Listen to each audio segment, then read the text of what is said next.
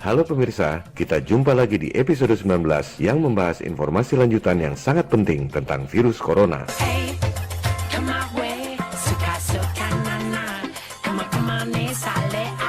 Episode 18 lalu, belum genap 7 hari tayang, memperoleh 1,5 juta viewers lebih, 96,2% likes. Tampaknya terlalu menyolok. Elit global mulai gerah dibongkar perilakunya.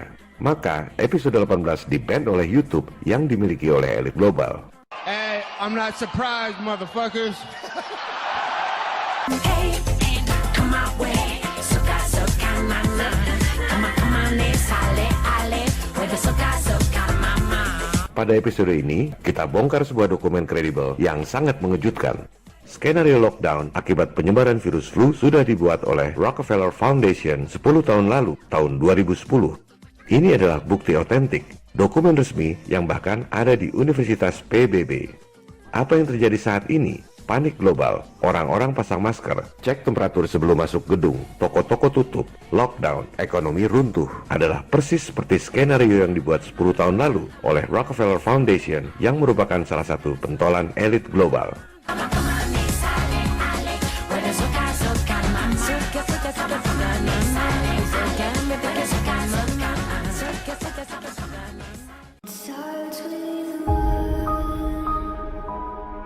Dokumen Rockefeller Foundation tentang skenario wabah dan lockdown ini bisa Anda download di situs akademisi academia.edu.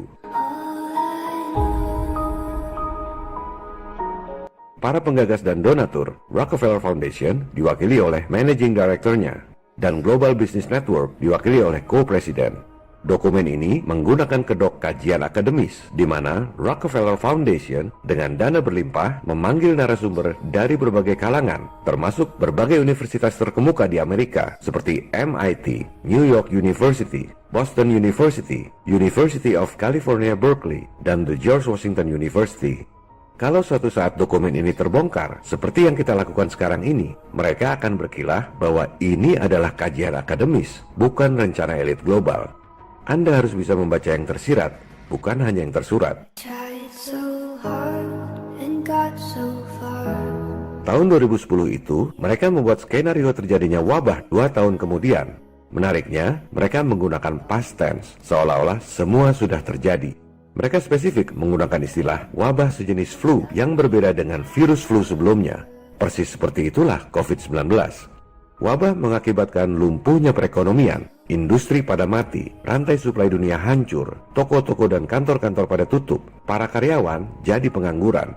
Hebatnya, mereka sudah menskenariokan bahwa Cina adalah negara pertama yang melakukan lockdown akibat virus, persis seperti yang terjadi di Wuhan 10 tahun kemudian.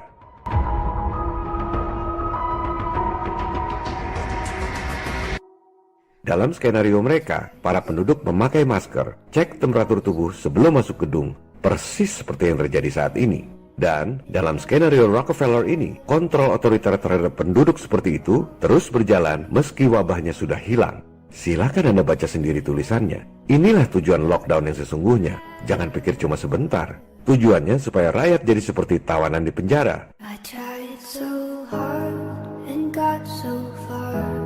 Dalam skenario elit global yang namanya pandemik virus, terorisme, krisis lingkungan seperti global warming hoax, krisis ekonomi, kemiskinan sengaja dibuat supaya rakyat dunia lemah. Sehingga pada akhirnya rakyat dunia sukarela tekuk lutut di bawah pemerintahan diktator yang otoriter. Perbudakan global, New World Order.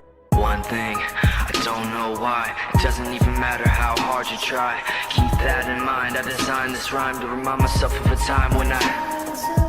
Dalam skenario yang dirancang 10 tahun lalu, dengan alasan keamanan dan kesehatan, penduduk dunia akhirnya akan sukarela menggunakan biometric ID. Itulah chip yang ditanamkan di tubuh Anda yang dibahas pada episode lalu. Dalam skenario mereka, Anda akan minta ditanam chip secara sukarela karena takut masalah keamanan, takut masalah kesehatan, dan sekaligus nantinya sebagai alat pembayaran satu-satunya pengganti uang, mata uang tunggal dunia di bawah New World Order.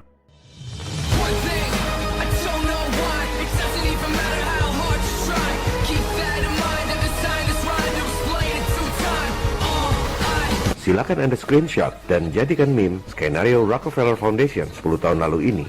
Poin nomor 1-5 adalah persis seperti yang terjadi saat ini. Sedangkan poin 6, 7, dan 8 saat ini belum terjadi.